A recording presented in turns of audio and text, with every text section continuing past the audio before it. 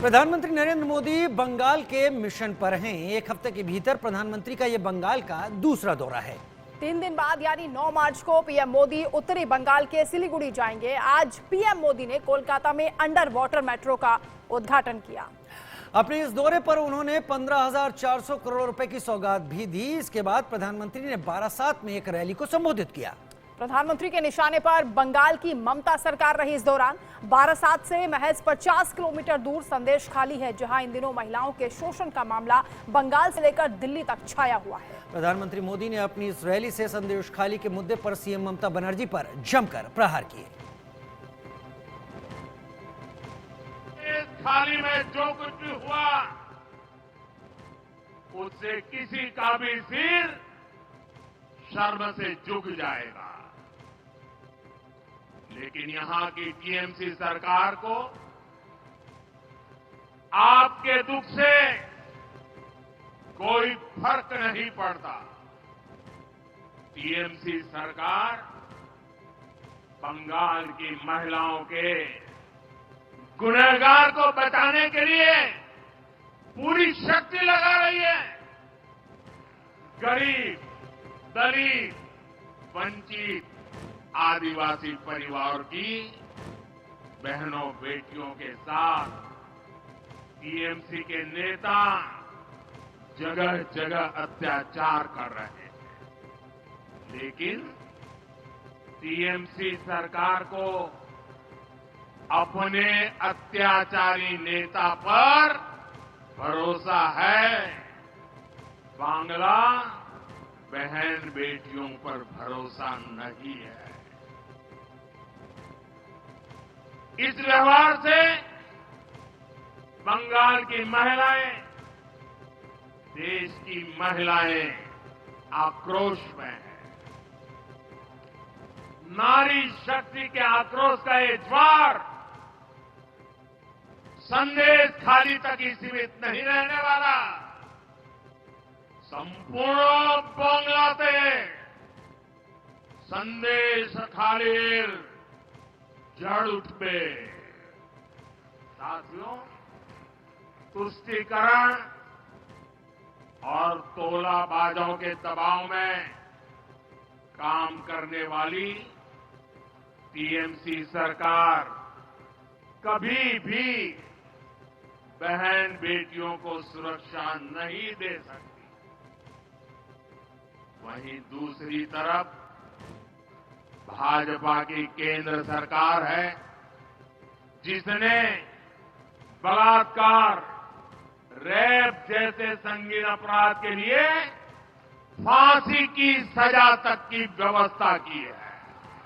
संकट के समय बहनें आसानी से शिकायत कर सके, इसलिए महिला हेल्पलाइन बनाई गई है। लेकिन टीएमसी सरकार इस व्यवस्था को यहां लागू नहीं होने दे रही है। ऐसी महिला विरोधी टीएमसी सरकार महिलाओं का कभी भला नहीं कर सकती। सेकुलर संरक्षण पिछले 50 से अधिक दिनों तक शाहजहां को वोट बैंक के नाम पर दिया गया। जिस प्रकार से उसे पहले गिरफ्तार नहीं किया गया, फिर आनन फानन में जब कोर्ट के आदेश आने लगे, पत्रकार बंधुओं ने इस विषय को प्रमुखता से उठाया। वहां पर फैक्ट फाइंडिंग टीम पहुंची। वहां पर जिस प्रकार से भारतीय जनता पार्टी के कार्यकर्ताओं और नेताओं ने जिस प्रकार से प्रमुखता से संदेश खाली की महिलाओं की बात रखी, तो आनन फानन में ममता बनर्जी ने, जिन्होंने उन्हें विधानसभा में बचाव किया था उनका, अभिषेक बनर्जी जिन्होंने बचाव किया था शाहजहां का, आनन फानन में उन्होंने उनको गिरफ्तार दिखा दिया। तो बीजेपी टीएमसी पर लगातार हमलावर है, लेकिन प्रधानमंत्री ने भी आज तीखा हमला बोला है और ममता सरकार को घेरते हुए महिला विरोधी, विकास विरोधी कह दिया। इसी पर हम चर्चा भी करेंगे। खास मेहमान हमारे साथ जुड़ चुके हैं। आलोक मेहता जी हमारे साथ हैं, एडिटोरियल डायरेक्टर हैं। अरविंद मोहन जी हमारे साथ जुड़े हैं, कंसल्टिंग डायरेक्टर हैं। और उसके साथ ही परमवीर सिंह जी हमारे साथ हैं, राजनीतिक विश्लेषक हैं, आपका स्वागत है। और रैनिक दत्ता संवाददाता हमारे साथ जुड़ रहे हैं इस वक्त 12/7 से लाइव। सबसे पहले रैनिक, आप ही का रुख करते हुए, आज प्रधानमंत्री के जो तेवर हैं वो ये बता रहे हैं कि महिलाओं के खिलाफ जो अत्याचार हुआ उस पर उनकी नाराजगी कितनी ज्यादा है, और क्या कुछ कहा प्रधानमंत्री ने अपने संबोधन के दौरान इन महिलाओं को लेकर? एकदम देखिए, आज प्रधानमंत्री जी का 12/7 में जो पब्लिक मीटिंग था उसमें नारी शक्ति को सामने रखते हुए नारी को सम्मान देने का काम प्रधानमंत्री जी की तरफ से कहा गया। मगर बंगाल में नारी के ऊपर जिस तरीके का अत्याचार संदेशखाली का घटना में हुआ था, वो संदेशखाली इशू को लेकर टीएमसी सरकार को फिर एक बार मोदी की तरफ से, प्रधानमंत्री जी की तरफ से घेरा गया कि प्रधानमंत्री की तरफ से डायरेक्टली कहा गया कि सरकार एक मुजरिम को छुपाने के लिए, एक मुजरिम को छोड़ने के लिए जो जोर लगाना है वो जोर लगा रहा है एक मुजरिम के लिए। यानी सरकार के अगेंस्ट में प्रधानमंत्री जी सरब हुए और प्रधानमंत्री जी की तरफ से टीएमसी सरकार को घेरा गया। दूसरी तरफ अगर देखा जाए, प्रधानमंत्री जी की तरफ से क्लेम किया गया कि बंगाल में बहुत सारे सेंट्रल प्रोजेक्ट, जो सेंट्रल प्रोजेक्ट महिलाओं के लिए है, महिलाओं के सुरक्षा के लिए, कल्याण के लिए है, और वो प्रोजेक्ट को बंगाल एक्सेप्ट नहीं कर रहा है। बंगाल गवर्नमेंट की तरफ से उनको रोक दिया गया है और महिलाओं के ऊपर जो अत्याचार बंगाल में हो रहा है उसके बावजूद भी, महिला मुख्यमंत्री होने के बावजूद भी उस तरीके का एक्शन नहीं लिया जा रहा है। दूसरी तरफ अगर देखा जाए, परिवार तंत्र को लेकर भी, परिवारवाद को लेकर भी प्रधानमंत्री जी की तरफ से जोर दिया गया। बंगाल का हर एक घर में जितना माँ बहन है, जो बेटी है, सब उनका परिवार है, बंगाल उनका परिवार का हिस्सा है, ऐसा प्रधानमंत्री जी की तरफ से कहा गया। और इंडिया अलायंस को लेकर भी बार बार से प्रधानमंत्री जी की तरफ से घेरा गया है। इंडिया अलायंस को भी बहुत, ये परिवारवाद को लेकर, ये ममता बनर्जी को लेकर, और उसके साथ साथ ही जिस तरीके का 10 साल में जिस तरीके का डेवलपमेंट हुआ है उस चीज को लेकर भी प्रधानमंत्री जी की तरफ से घेरा गया और इंडिया अलायंस की तरफ, इंडिया अलायंस को भी अटैक किया गया है प्रधानमंत्री की तरफ से। और इसके साथ साथ ही वेस्ट बंगाल गवर्नमेंट या टीएमसी सरकार को भी संदेशखाली इशू, भ्रष्टाचार, ये सब इशू में, और महिलाओं के ऊपर जिस तरीके का अत्याचार हो रहा है, महिला मुख्यमंत्री के एरिया में, महिला मुख्यमंत्री के राज में जिस तरीके का अत्याचार महिलाओं के ऊपर हो रहा है, उसके बाद जिस तरीके से एक मुजरिम को रखने का काम, आप सही कह रहे हैं, आप सही कह रहे हैं। प्रधानमंत्री ने संदेशखाली को लेकर जबरदस्त हमला बोला। प्रधानमंत्री ने एक बड़ा हिस्सा अपने भाषण का, संबोधन का संदेशखाली के साथ जोड़ते हुए रखा। रैनिक, हमारे साथ आलोक मेहता जी भी मेरे साथ इस वक्त जुड़े हुए हैं। आलोक जी, एक वो दौर था जब सीपीएम और वामपंथ की सरकार के साथ टीएमसी टक्कर लेती थी, और तब वो इसी तरीके की चीजें वामपंथ सरकार के ऊपर, उनके कैडर के ऊपर आरोप लगाती थी और इस तरीके से प्रभावित किया कि वो सत्ता में आ गए।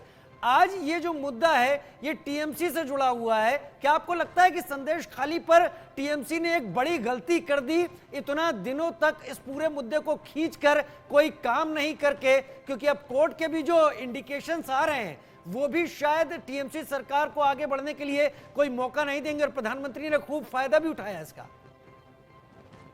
देखिए राजीव जी, केवल चुनाव की बात नहीं है। पिछले कुछ अरसे से जिस तरह से वहां पर घटनाएं हुई हैं बंगाल में, और जिसको सरकार बचाने की कोशिश कर रही है, क्योंकि पार्टी के लोग कहीं भी होते हैं। कई बार ऐसा हुआ है गठबंधन में रहते हुए, चाहे यूपीए की सरकार में भी कुछ लोगों को जेल जाना पड़ा था ना, जो मंत्री थे तब भी।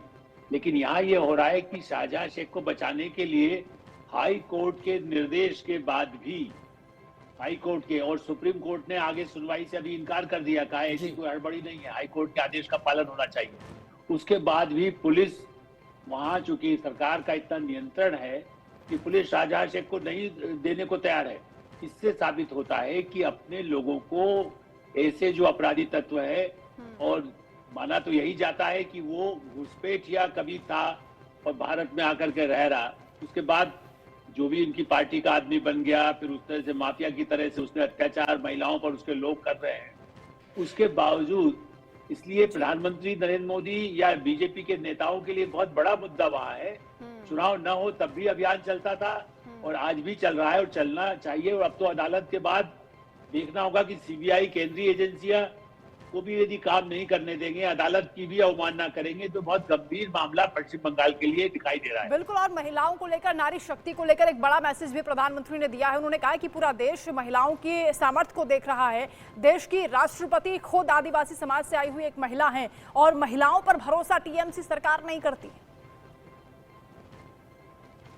जी, सबसे बड़ी बात यही है कि महिलाओं को लेकर के जितनी संवेदना रही है, और भारत देश में जहां दुर्गा की पूजा होती है, जिस बंगाल में पूरा दुर्गा उत्सव बनता है पूरे देश में सबसे अधिक, ऐसी स्थिति में महिलाओं के साथ अत्याचार पर वहां की सरकार, और जबकि महिला मुख्यमंत्री हैं, और आपने अभी राजीव जी जो कह रहे थे कि सीपीएम, असली में एक और कारण हुआ है कि टीएमसी में वही लोग जो अपराधी तत्व थे, वो कुछ तो कांग्रेस में है आज भी, उसी तरह के ज्यादा जो लोग माओवादी हैं, आतंकवादी जैसा काम जिन्होंने जिन पर आरोप रहे हैं, ऐसे लोग भी टीएमसी में घुस गए। आप एकदम सही कह रहे हैं। आप अपनी बात पूरी कीजिएगा, क्योंकि शाहजहां शेख भी 2004 में पहले सीपीएम में ही था। जी, इसीलिए मैंने जिक्र किया, और मैं आपको इसीलिए एक बार वैसे नहीं कह रहा हूं, लेकिन सही बात यह है कि जो कांग्रेस के भी जो बड़े एक नेता हैं, वो वैसे ममता का विरोध कर रहे हैं, लेकिन वो इमरजेंसी में इंदिरा गांधी ने उनको जेल में रखा था, क्योंकि वो माओवादी नक्सलियों से संबंध रखते थे। अब आप अंदाज लगाइए कि ऐसे लोगों के बल पर आप विरोध करेंगे, और ममता जी जिनका विरोध करती थी, आज उन्हीं को साथ लेना और उनके ऐसे अपराधी तत्वों को, उनको बचाने के लिए उनकी सरकार में जो भी दबाव उन पर हो, एक अल्पसंख्यक समुदाय को यदि वोट लेना है, लेकिन इसलिए उनको बचाना बहुत ही घातक होगा पूरी डेमोक्रेसी के लिए, और न्याय व्यवस्था के लिए भी ये एक बहुत बड़ा प्रश्न चिन्ह है। बिल्कुल, और सीधा सीधा हमला बोला, ये बताते हुए कि केंद्र सरकार की जो योजनाएं हैं वो भी राज्य में लागू नहीं होने दी जाती हैं, चाहे वो बेटी बचाओ बेटी पढ़ाओ योजना हो, चाहे वो सस्ते सिलेंडर की बात हो, चाहे उज्ज्वला गैस योजना हो। और इन योजनाओं का जिक्र करते करते एक तरीके से पलटवार भी किया, जवाब भी दिया जब ममता सवाल उठाती है कि गरीबों का फंड केंद्र सरकार की ओर से नहीं दिया जाता। ये सबसे गंभीर बात यह है, चूंकि आप ये देखिए कि केंद्र की कई जैसी योजनाएं राजनीतिक दल अलग अलग राज्य में संघीय ढांचे में संभव है, लेकिन चाहे आयुष्मान भारत हो, गरीब महिलाओं के लिए योजनाएं हैं, या गैस की योजना है, इसमें राज्य सरकारों को कतई मतलब इस तरह का हस्तक्षेप नहीं करना चाहिए। और ये एक बड़ी विडंबना है हमारे संघीय ढांचे में कि कई ऐसी जो स्वास्थ्य है, शिक्षा है, इन क्षेत्रों को, विश्वविद्यालयों को लेकर कितना गवर्नर के साथ वहां या केरल पे भी झगड़ा चल रहा है।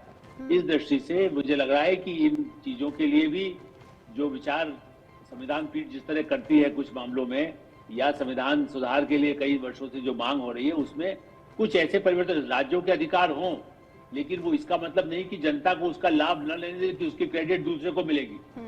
देखिए, सही बात यह है कि चाहे वो कई सरकारें किसी की हो, लोग कई बार राज्य सरकारों को क्रेडिट देते हैं, सोचते ममता ने हमको दिलाया, चाहे वो केंद्र किसकी हो, उसका फायदा कई राज्य उठाते हैं। जी, ऐसा समय रहा है जब कांग्रेस की सरकार हो या बीजेपी की सरकार हो केंद्र में, लेकिन वो लोग यदि इसको रोकते हैं तो ये उनके साथ, और जनता इसी का जवाब देगी, ये प्रधानमंत्री नरेंद्र मोदी बार बार कह रहे हैं।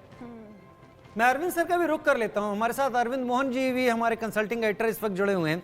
अरविंद जी, इस पूरे मामले में जब चुनाव आते हैं तो हर मुद्दे का फायदा हर विरोधी दल उठाने की कोशिश करता है।